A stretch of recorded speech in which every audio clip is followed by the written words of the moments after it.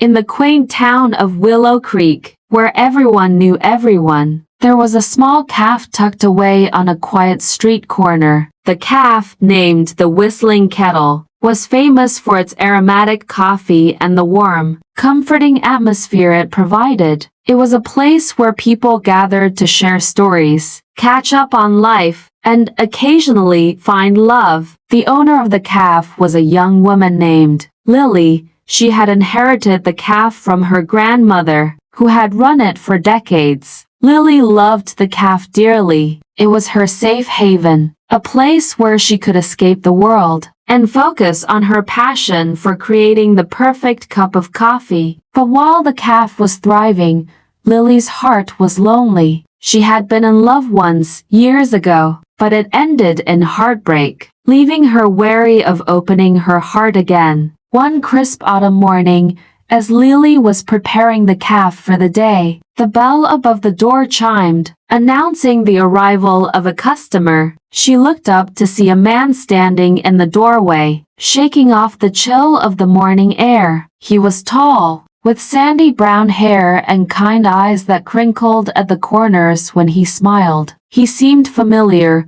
but Lily couldn't quite place him. "Good morning," he said with a warm smile. "I'm hoping you have the best coffee in town, as I've heard." Lily chuckled. "Well, you've come to the right place. What can I get for you?" He looked around the cozy cafe, taking in the rustic decor and the aroma of freshly brewed coffee. "I'll have whatever you recommend," he said, his eyes meeting hers. Lily nodded and set to work, preparing her signature blend. As she handed him the cup, their fingers brushed briefly, sending a small spark of electricity through her. She quickly pulled her hand back, slightly flustered. The man took a sip of the coffee and sighed contentedly. "This is amazing," he said. "You've got a real talent." "Thank you," Lily replied, smiling despite the flutter in her chest. "I'm glad you like it." He introduced himself as Ethan,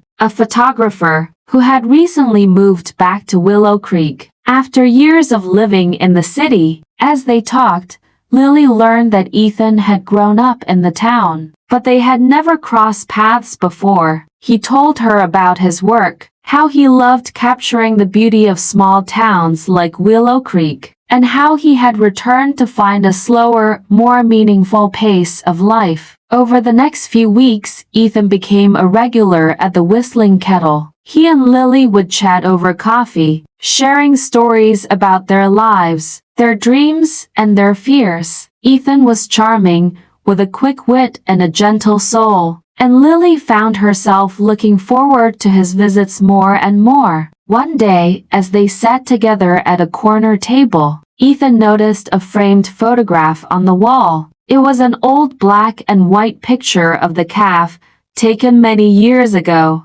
"This is beautiful," he said, studying the photo. "Did you take it?"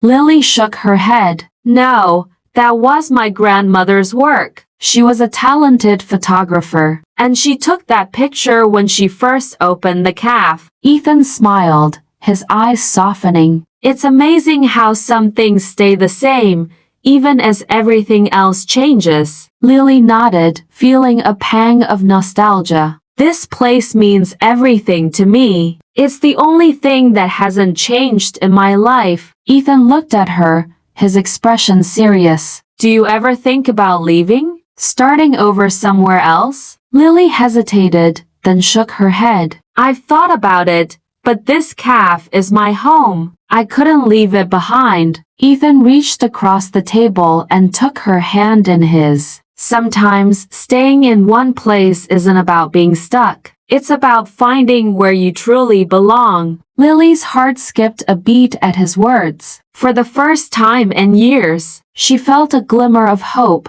as if maybe, just maybe, she could open her heart again. As the seasons changed, so did Lily and Ethan's relationship. They spent more time together, exploring the town, taking long walks by the river, and sharing quiet moments in the cafe after closing. It was clear to everyone in Willow Creek that they were falling in love, but neither of them had spoken the words out loud. One evening, as the first snowflakes of winter began to fall, Ethan invited Lily to his photography studio. The walls were lined with stunning images of the town, each one capturing a moment of beauty that most people would overlook. "I wanted to show you something," Ethan said, leading her to a large canvas draped with a cloth. He pulled the cloth away, revealing a breathtaking photograph of the whistling kettle, bathed in the soft golden light of sunset. In the window,